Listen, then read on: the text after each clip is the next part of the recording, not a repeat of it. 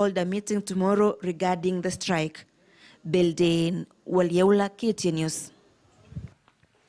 To matters education now, and the Kenya Private Schools Association says non-payment of school fees by parents and guardians remains the biggest threat to the survival of many schools.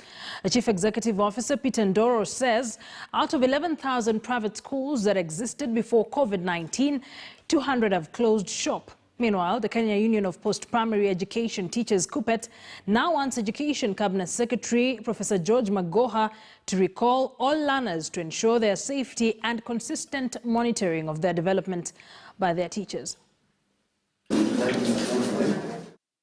A few days ago, Education Cabinet Secretary Professor George Magoha called upon school managers in both public and private schools to consider not sending away learners due to non-payment of school fees.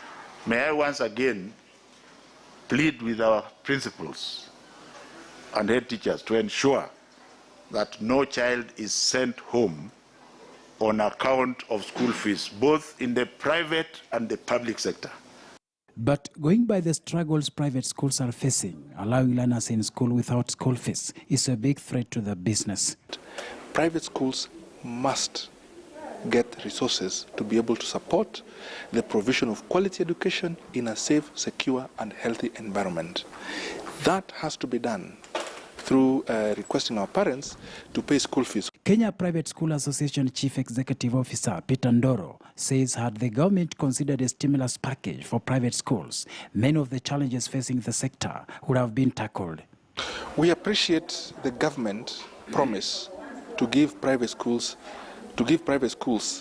a stimulus package of 7 billion shillings.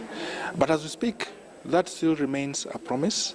We have not been given anything, nothing has been released, but we hope that the government will expedite the process of releasing these funds to private schools. We are waiting for this because it will go a long way in assisting the private sector recover from the pandemic. We hope that it's going to be a credit facility with a low interest rate, with a longer moratorium. There are 11,000 private schools in the country. Of these, 200 have already closed shop after plunging into huge financial hardships thanks to COVID-19 pandemic. The public sector received 14 billion shillings to support their programs. All their teachers will be paid at the end of the month by the government. For private schools, if we are to admit children without school fees, how are we going to survive? Meanwhile, as learners in grade 4, class 8 and form 4 near the end of first week after reopening, stakeholders are now calling upon the government to recall the rest of the learners. KUPPET Secretary General Kelo Misori warns against continued keeping of learners away from school due to COVID-19, terming the move counterproductive. The minister to be very bold enough just to open the entire school system to run as it is to. These parents are going to the bars. They are attending political rallies, and churches have opened. They have even increased the number of those attendees to churches or religious groupings, and even funerals are now open. KUPPET says creativity by teachers and school managers will be required in order to allow for the smooth resumption of learning within the context of COVID-19.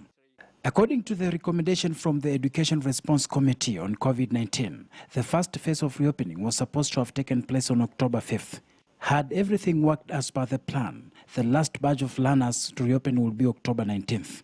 And since things never went according to the plan, it is increasingly becoming clear that the rest of learners will be back to class by latest October 25th.